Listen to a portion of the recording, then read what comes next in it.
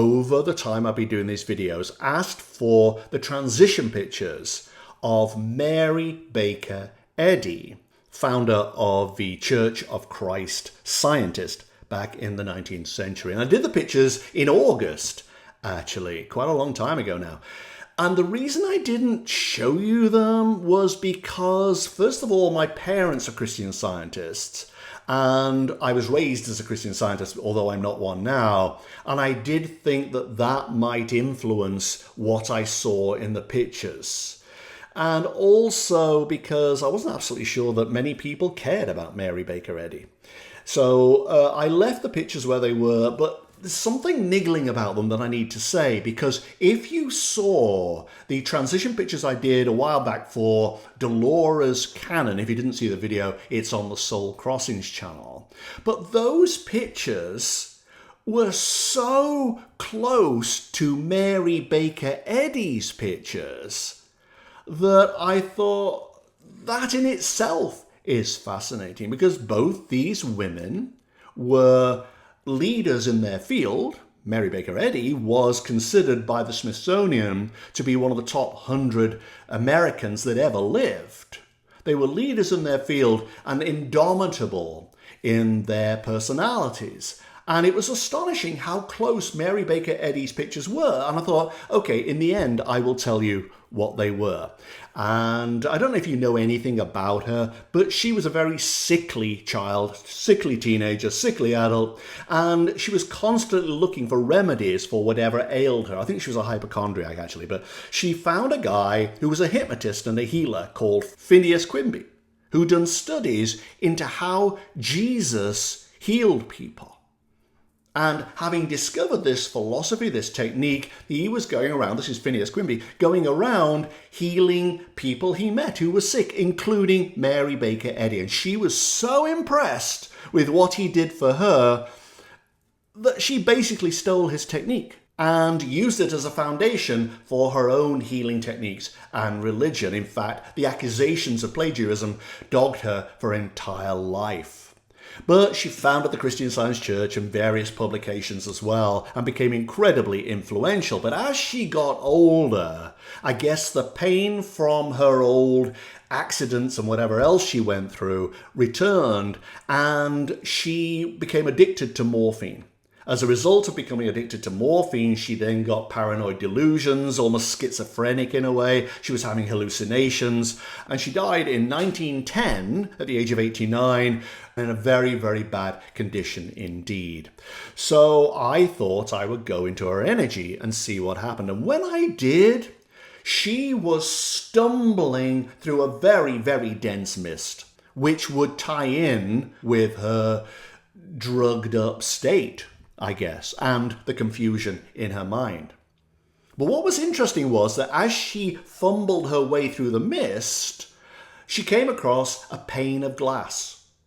And she knew in her consciousness that on the other side of this glass lay the afterlife. Everything she had believed about what lay ahead in the spiritual world for mankind. That was on the other side of this glass, but she couldn't make it. She was so close, but she couldn't get through. It wasn't her time yet, even though she was very, very ill.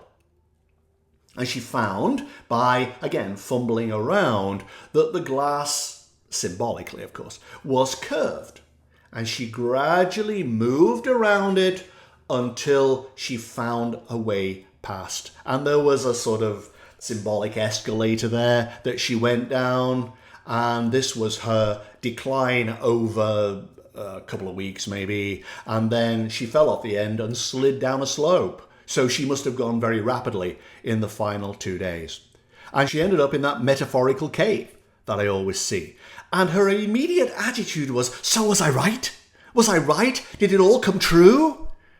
I can't describe the level of disappointment this woman felt when she looked at what is obviously not a real cave, but when she looked at the environment that her consciousness was in. She thought, this is all wrong. So deep were her convictions about what lay ahead that when she found out what actually lay ahead, she was beyond disappointed. And because she was so willfully clinging on to her beliefs, her attitudes, to the kind of person she was in life, which I said was indomitable, because she was clinging on to that, the going was very rough. It was like gravel or scree under her feet. And she scrambled up like, let me through, let me through. It was fierce. This woman was fierce. And then when she got to the tunnel, she found that hard going too. I think she was very difficult in life, quarrelsome, I think it was referred to in those times. But she was very, very difficult. She was married 3 times. She had a lot of problems with people as she went along. And when she got to the tunnel, that had not changed. She was quarrelsome with grace, quarrelsome with the universe. And this is where it gets to be a bit like Dolores Cannon's pictures. Because there was the tunnel with the light at the end that most people see and where they end up. But there was a wall blocking it. It was like the universe was saying, if you are going to cling on to your sense of self-righteousness and your willful determination not to let go of your reputation, your ego, or whatever else, you are not taking this route. Let it go, you come in. Hang on to it, you go via the tradesman's entrance. And there was once again that feeling of, don't you know who I am? But you can't wrestle with the universe. You can't wrangle your way in. You have to play by the rules and follow the current that carries you forward. And there was a way around that was also difficult going. It's like, oh, good. How much more of this? She was blind to her own weaknesses. She just believed something and followed that conviction to the bitter end, but did it so willfully that she wouldn't yield for a second to the demands of the universe. And all the universe demands is that you surrender, that you let go of what you were in form and succumb to the joys of being formless. But that wasn't Mary Baker Eddy's way. And eventually she made it up to another light at the top, which was essentially the tradesman's entrance. And the climb had worn down her spirit. And she looked at it and thought, all right, okay. She felt like a second-class citizen somehow, which of course is not the case. And she just stood before the light and said, if this is what I have to do, this is what I have to do. And still bristling with indignation and outrage, she stepped into the light and went. There was a lot of work to be done on Mary Baker Eddy in the higher realms. Whatever happens to us in the higher realms, I have no idea. But there was a lot of work to be done.